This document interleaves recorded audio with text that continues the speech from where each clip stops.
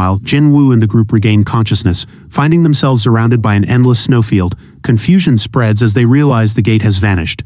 Panic begins to set in as they wonder how they're supposed to escape. Kim Chul steps forward, calmly stating the obvious.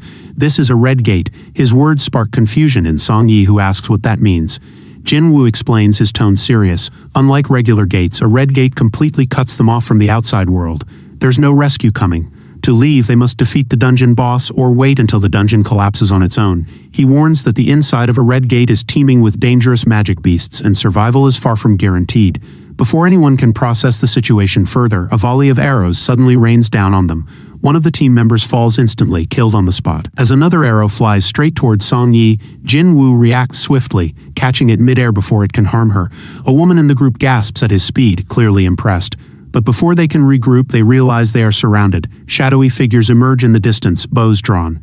Jin Woo narrows his eyes, quickly assessing the situation. The enemies had stayed far enough away to avoid detection, which explains why he hadn't sensed them earlier. Jin Woo quickly assesses the situation. It's clear that the attackers had deliberately targeted the weakest members of their group.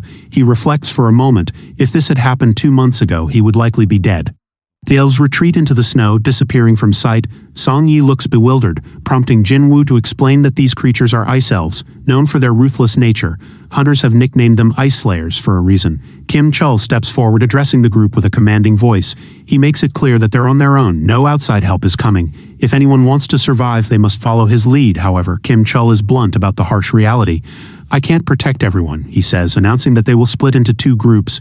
His reasoning, smaller teams have a better chance of surviving in this freezing wasteland. He warns that staying in one place will only result in them freezing to death. The group seems eager to follow him, but Kim Chul singles out the weaker ones, including Jin Woo and Song Yi, coldly stating that they cannot join him. He explains that time moves differently in this dungeon.